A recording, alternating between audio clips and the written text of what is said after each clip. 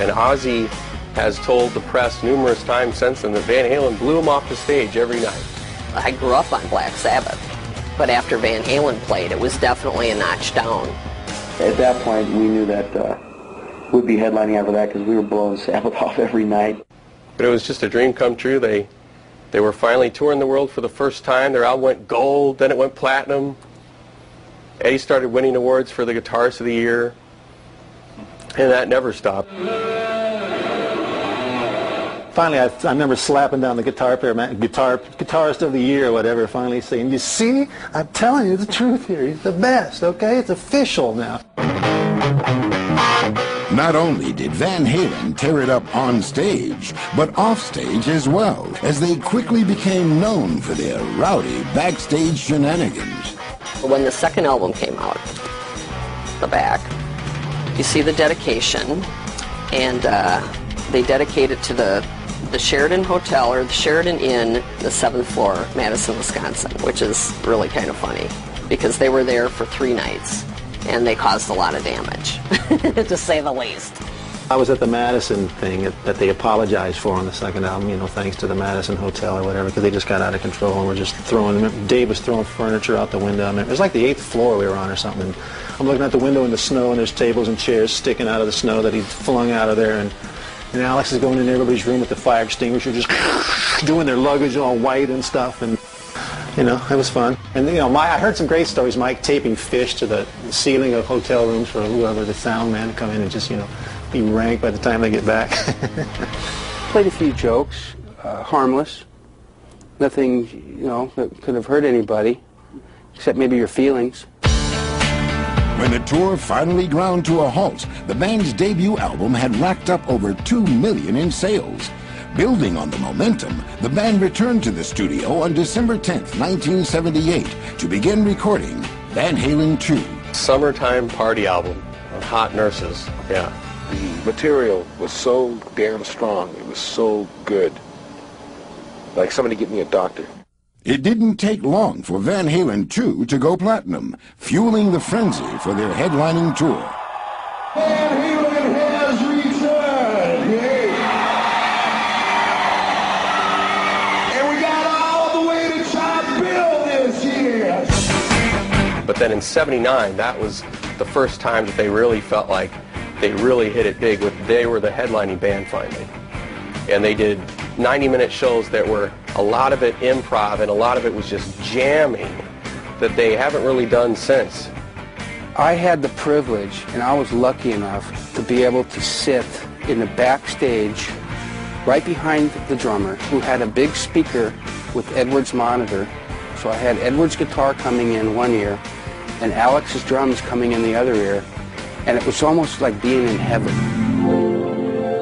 On March 26, 1980, Van Halen's third album, Women and Children First, hit record shops.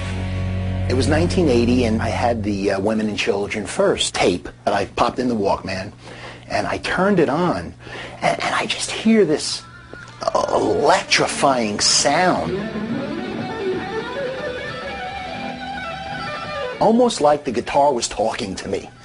Like, my God, you know, and then the lyrics come in, and the screams and the hollers and the whoops and the this and the that. It was rock and roll. Van Halen supported the album with an arena tour and hired a new head of security to oversee the rising superstars. Blam! The door opens, and I turn around, and I see this guy with this long blonde hair, adorned with jewelry and bracelets. So you're the security guy, huh? I said, yeah.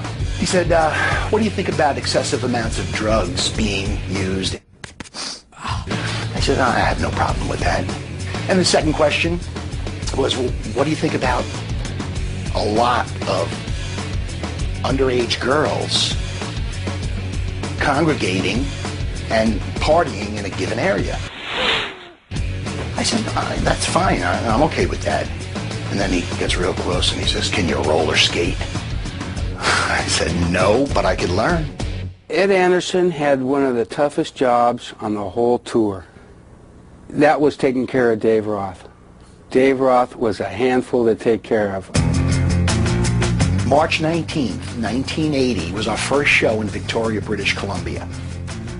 This is where I experienced one of the wildest scenes I've ever imagined to see. I mean, Van Halen, once they hit the stage, and the kids were just off the hook. They were crazy. The lights and the sound and the screams. I've never heard a crowd yell so long without a break. Anderson was great at taking what could have been a possible problem and diverting it in another way before it even became an issue. He was the king. We were doing a commercial in Rome, and there was a mirror ball hanging over the stage. They rehearsed this thing about 3 or 4 times with the mirror ball way up top. Now, so Dave sees this and he knows that, okay, we're cool, you know, situation normal, everything's set. The director, at the last minute, decides to get creative. So he decides to drop the mirror ball about 7 feet above the stage. When the lights come on, he'll just bring the mirror ball back up. Well, he drops the mirror ball. As the lights come on, Dave does a flying leap. Nose versus mirror ball. Guess who won? The beginning of 1981 was a busy time. The new record, Fair Warning, came out on April 11th. The guitar album, that was like the guitarist's favorite Van Halen album, Fair Warning. It's the darkest album, the angriest album, and probably has the best guitar solos on it. Later that month, Edward married actress Valerie Bertinelli. What is your response to everyone saying that you and your wife look alike? Well, why do you think they never see us together? In fact, most of the guys would find marital bliss. But David Lee Roth remained, well, just a gigolo. Van Halen roadies would go around in the audience and give all the hot girls Van Halen passes.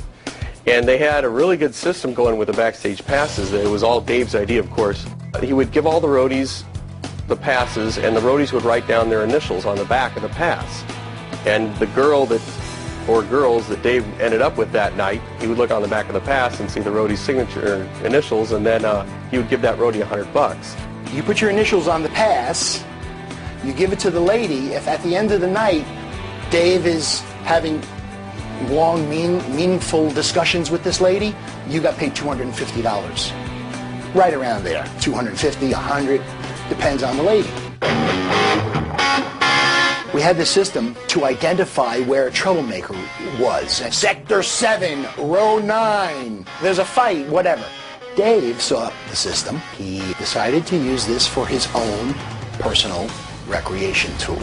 Dave would come over to me and he would dance over and say, Sector 4, blonde hair, red top. The next thing I know, I'd give the pass to somebody, go out, slap it on her. Bang, she had a backstage pass. So the system was a multifaceted system. It got a lot accomplished. On April 14th, 1982, Van Halen released their 5th album, Diver Down. It signals somewhat of a creative holding pattern for the band, with 5 of its 12 songs being covers, ranging from Dancing in the Street to Roy Rogers' Happy Trails. Diver Down was kind of Dave's album, and that's why Eddie doesn't like it that much, because a lot of fans think of it as the album with a lot of cover songs, or maybe 5 cover songs, and those were all great, and then there's 7 originals that were great. But it was very Dave, you know, Dancing in the Streets, Pretty Woman. A lot of the songs are cover tunes on the album, and right there that was like between Roth and Templeman. I mean, Dancing in the Streets. I think there were too many inputs. There are songs that basically Ed and I were not interested in doing. Ted wanted to look for a hit single.